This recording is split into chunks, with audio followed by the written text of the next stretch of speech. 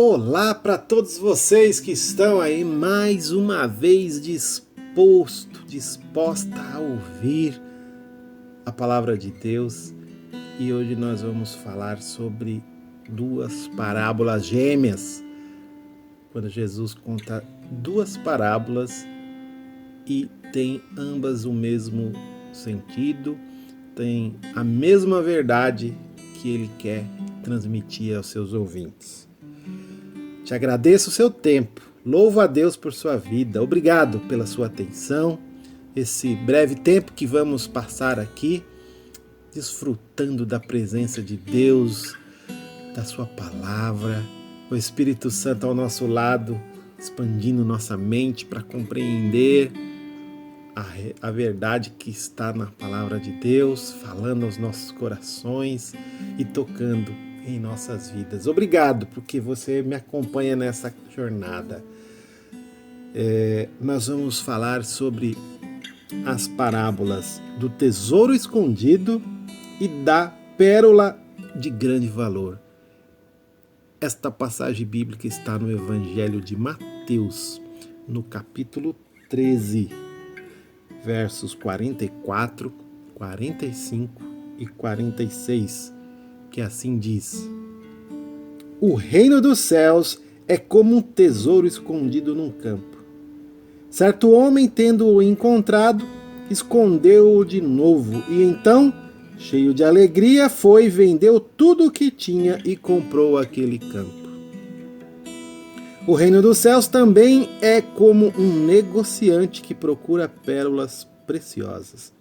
Encontrando uma pérola de grande valor, foi, vendeu tudo o que tinha e a comprou.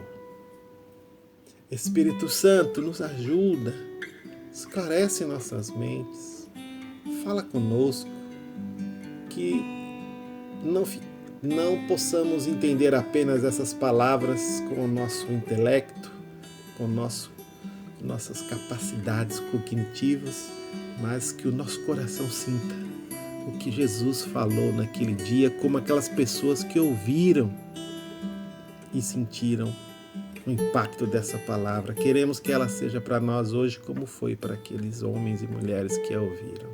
Assim eu oro em nome de Jesus. Amém. Jesus contou aqui duas parábolas, vamos chamá-las de gêmeas, porque ele fala a mesma coisa de duas formas, como se ele quisesse alcançar o máximo possível dos seus ouvintes ali, que certamente era um grupo heterogêneo, e ele queria que todos entendessem a verdade que ele queria transmitir por esse ensino. Né? Lá no começo do capítulo 13, lá você vê lá depois no verso 1, vai dizer que tinha uma grande multidão que ouvia ele. Né? E nós vamos seguindo aqui esse grande discurso que Jesus fez no capítulo 13, vários ensinos numa ocasião que ele esteve falando para grandes multidões, pessoas de todos os tipos. Ali no meio tinha gente culta, gente simples, tinha fariseu, tinha escriba, tinha discípulo e tinha multidão, a galera, né, que queria ver o que Jesus fazia, os curiosos que queriam ver os seus milagres, os que queriam comer o pão que ele multiplicava, enfim, né, era uma turma bem heterogênea. Então, provavelmente, Jesus quis alcançar um grupão, né? Falou, olha, eu vou contar que ele fazia uma ilustração de acordo, sempre Jesus queria, né, incluir alguma situação da vida, do cotidiano das pessoas nas parábolas, para elas entenderem. E aqui nós vamos ver semelhanças e distinções nessas duas parábolas. O que é semelhante? Ambos os homens, ao se depararem com algo valioso, se desfez de tudo que tinha e conquistou aquilo que encontrou. Só que aí temos uma diferença. Um encontrou sem estar procurando um tesouro e outro procurava um tesouro. A primeira parte o homem encontrou. O segundo estava procurando e achou o que queria, né? Ele procurava, era um comerciante de pérolas, e ele certamente era alguém bem de vida, alguém rico. E ele queria a sua obra mestra, né? A sua pérola mestra, aquela grande pérola que vai falar: encontrei a melhor pedra preciosa de todas as que eu já achei até hoje, de maior valor. E o que estava procurando, o que encontrou um tesouro, ele ao encontrar esse tesouro, ele fez o quê? Ele deixou lá onde estava e foi e comprou o terreno onde estava o tesouro. Ele, sei lá, por exemplo, ele estava passando por uma propriedade e se trombou lá com algo valioso naquela propriedade, não sabemos que tesouro é esse, e ele falou: opa, deixa ele aí, não vou levar, não é meu, não vou roubar. Ele deixou lá e falou: vou comprar essa propriedade e já levo o tesouro, porque pelo costume da época, ele, ao comprar uma propriedade, o que tinha nela passava a ser dele. Então ele foi lá e fez uma proposta. E assim como os dois casos, vendeu tudo que tinha e comprou a propriedade. Aí talvez alguns vão falar assim: poxa, será que isso é correto, é ético? Vou dar um exemplo dos nossos dias, talvez ajude nós entendermos aí a situação, né? Imagine você, sei lá, por alguma razão, você descobre que tem uma casa vendendo num determinado lugar e o preço dela está bem interessante. E você tem recursos para isso, ou mesmo que não tenha recursos, você tem como angariar recursos, seja por um empréstimo, vendendo algum outro bem seu.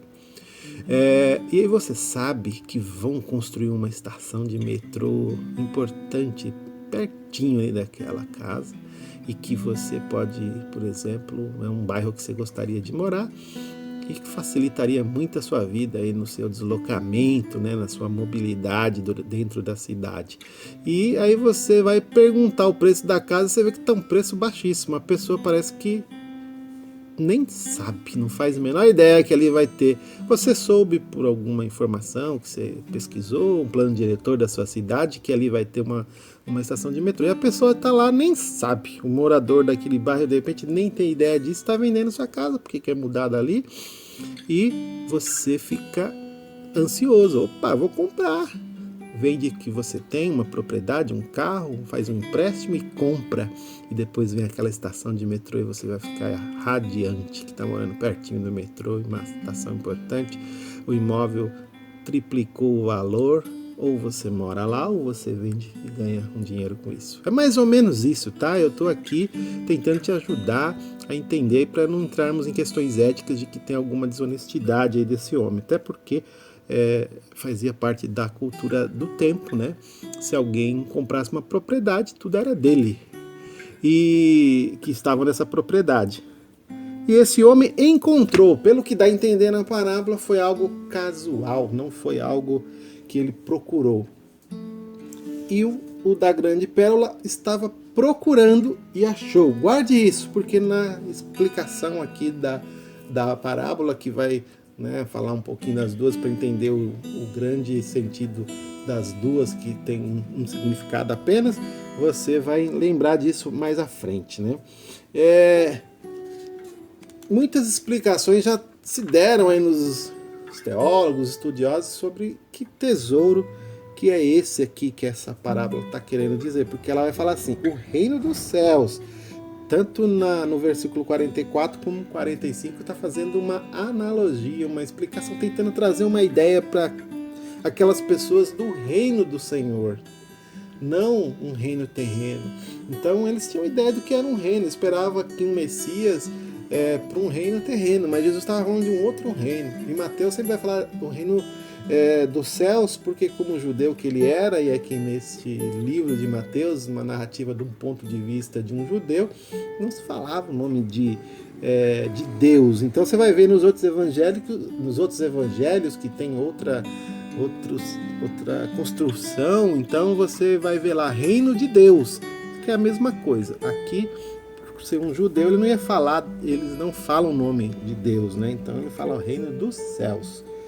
Ainda que ambos tenham ouvido a mesma coisa do Senhor Jesus. Provavelmente ele falou, né? Reino dos céus, reino de Deus. Que tesouro é esse? Para sermos diretos, sem dar muitas voltas, ficar explicando várias compreensões de que tesouro é esse, eu já vou falar o que eu acredito que seja a melhor interpretação para esse reino, né? Esse tesouro, perdão. Esse tesouro, ele tem um sentido de que é o valor da verdade que se acha em Cristo e que inclui a própria pessoa de Cristo, a mensagem real do Evangelho, o destino reservado aos homens na vida eterna. Essa relação com Deus, que inicia aqui e continua pela eternidade, quando para lá formos.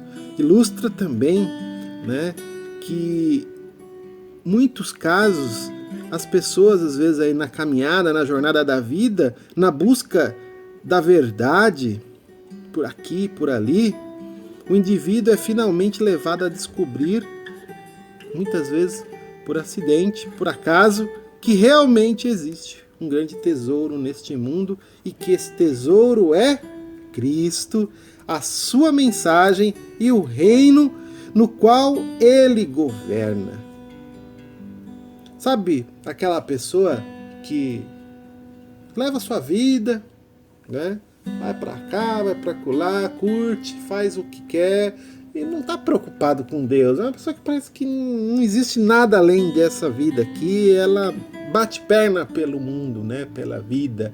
E um dia alguém chama ela para ir numa programação, numa igreja, ou alguém se aproxima dela e compartilha o Evangelho, ou então numa conversa casual com um conhecido, um amigo, ela ouve a palavra de Deus e ela recebe de bom coração e ela entrega a sua vida a Jesus.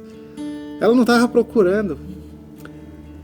Nas caminhadas que eu já tive a experiência de ter com outros irmãos em evangelização, na rua, abordando pessoas, já entrei em vários lugares. Às vezes a gente entra num bar ali, num comércio, a pessoa está encostada no muro, está sentada na calçada, na frente de casa, tanta situação a gente já viu, e você para e fala com a pessoa e a pessoa aceita Jesus ali, onde ela está. Ela não estava procurando, ela se deparou com o tesouro e recebeu o tesouro. E aí ela, quando fala aqui que ela vende tudo, ela, na parábola, né, que ele vende tudo para ficar com esse tesouro, essa pessoa que recebe, reconhece essa maravilhosa descoberta e percebe que todos os outros tesouros da vida, seja riquezas materiais, ou a intelectualidade, ou os prazeres, ou a fama, seja o que for que ela faz, ela valoriza nessa vida, ela entende que essas coisas não podem se comparar com esse tesouro incalculável que ela encontrou em Jesus Cristo. Se você já teve alguma experiência semelhante a essa que eu comentei, ou se você nunca ouviu a palavra de Deus, está ouvindo pela primeira vez, talvez é agora aí a sua oportunidade, talvez é nesse momento que você está se deparando com um grande tesouro, e você pode nessa hora querer ficar com esse tesouro, receber esse tesouro e mudar a sua mente para que agora tudo se volte para conquistar e manter esse tesouro dentro de você, que é Cristo Jesus, que te leva para essa relação direta com Deus e viver no ambiente do reino dos céus.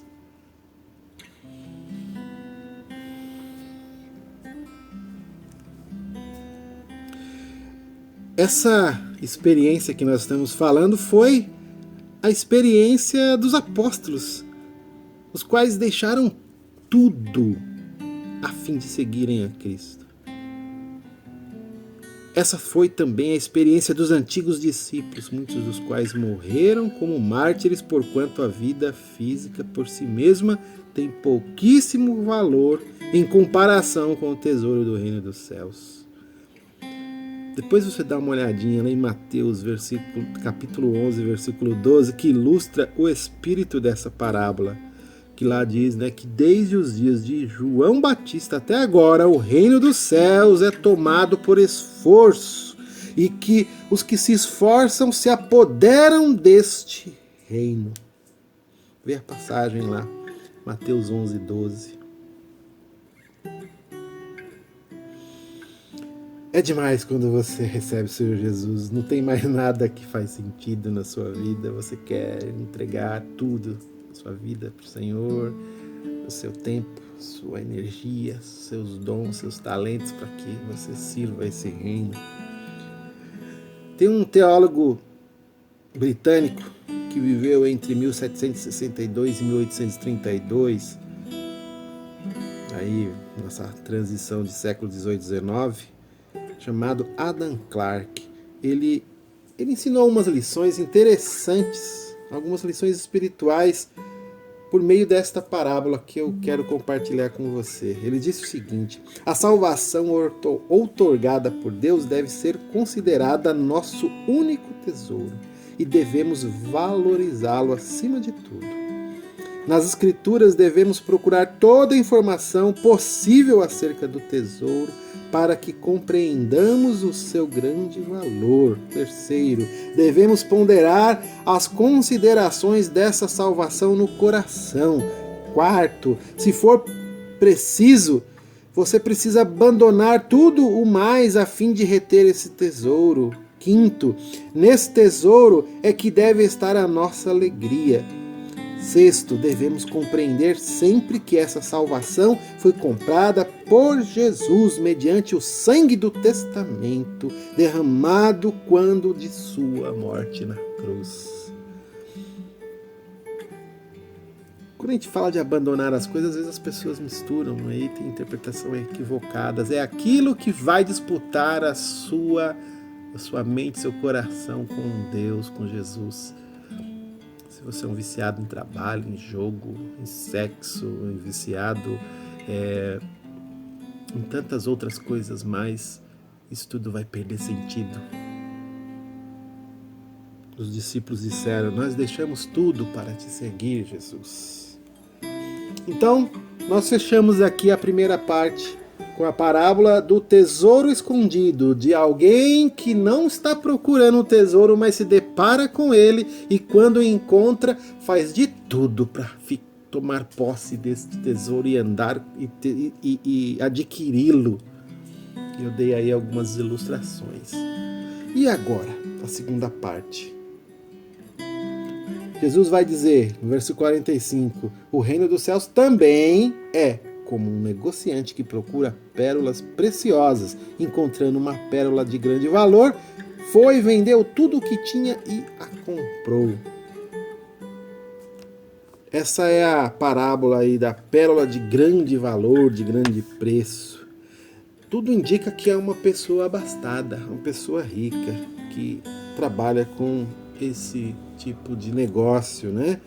E nós vamos encontrar aqui nessa parábola algo que, para não delongar e ser repetitivo com o que já foi dito na parábola anterior, é importante que, nesse caso, é uma pessoa que está procurando por Deus, é uma pessoa que está procurando por sentido na sua vida. Sabe aquela pessoa que está testando de tudo? Ele vai de porta em porta, de cada porta de uma religião, de uma crença que ele acredita, quem é Deus, o que Deus faz, e ele serve ali com coração sincero, mas ele está sempre procurando no lugar onde Deus não está.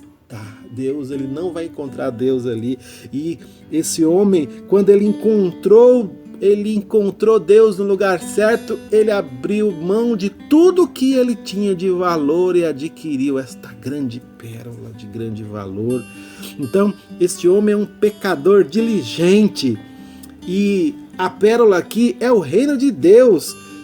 E a ideia aqui, né, inclui naturalmente a pessoa de Cristo, a sua mensagem, a sua salvação proporcionada por ele na cruz e a comunhão que ele proporciona ao homem, à mulher com o Pai.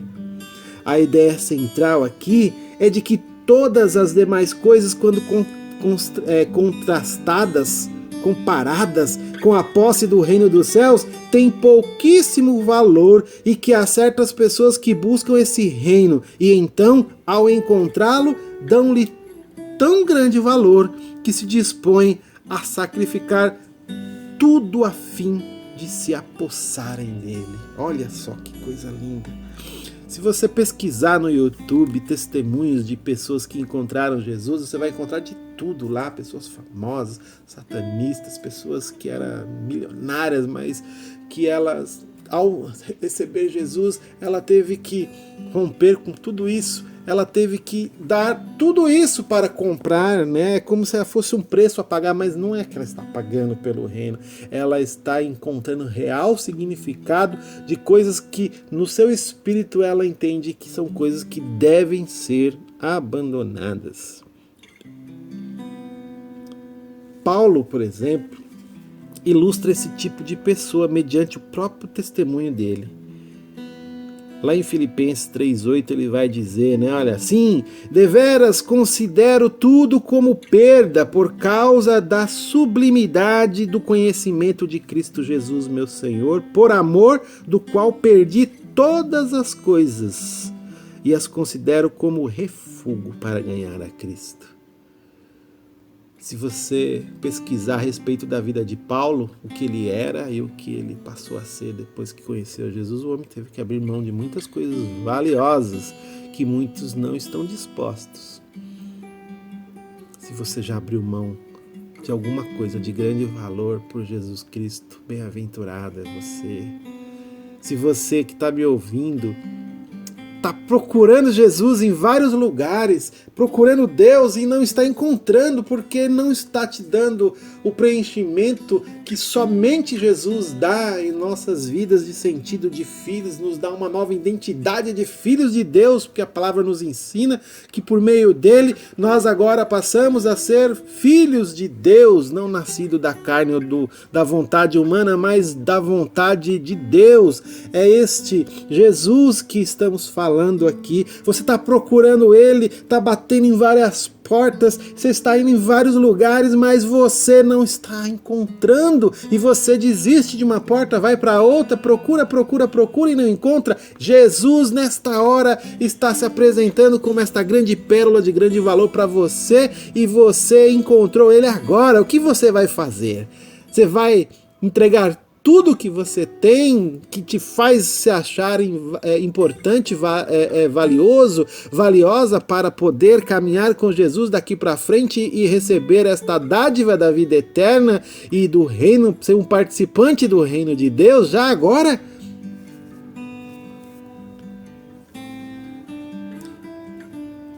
Seja como for, alguém que encontra Jesus de forma casual ou alguém que procura por Jesus, é por meio do Espírito Santo que esse encontro ele é concretizado, ele se consuma por meio de um guia que como se pegasse você pela sua mão, você que não sabe nem o que está fazendo nessa vida, e ele te conduz até Jesus, que é a primeira parte da parábola, aquele que anda por aí como uma pessoa perdida na vida, um peregrino que não sabe por onde caminha, e aparece alguém no seu caminho e te fala, é aqui. Olha aqui, o Senhor Jesus te apresentou e você recebeu, ou aquele que está procurando, mas não acha, aí o Espírito Santo pega na sua mão e fala, é aqui, essa porta, entre por ela, esta é a verdade que você procura, é o Espírito Santo que promove esse encontro, o impulso do Espírito se faz presente em todos os lugares e leva as pessoas a buscarem o caminho de Deus. Ninguém vai poder se gabar, eu encontrei Jesus porque eu procurei. Não, o Espírito Santo promoveu esse encontro. Todavia, não são todos que se importam em buscar a pérola de grande preço. E nem todos estão dispostos a pagar o alto preço necessário para a obtenção dessa pérola. Talvez você, neste momento, se deparou com a grande pérola e vai falar, não, outra hora eu vejo isso, eu tenho mais o que fazer hoje. Não tem nada a ver esse assunto que está sendo dito aí, esquece, bobagem.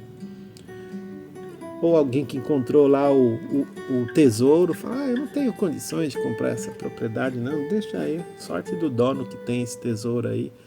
Jesus está diante de ti como um tesouro que você encontrou casualmente nesta hora me ouvindo, ou você que procura Jesus em vários lugares e não encontra e encontrou agora.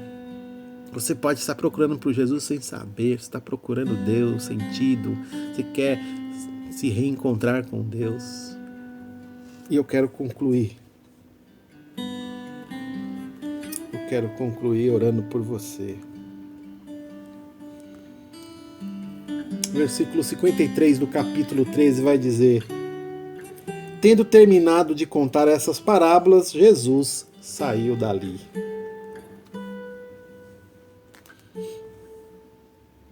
Jesus está indo. Você quer recebê-lo?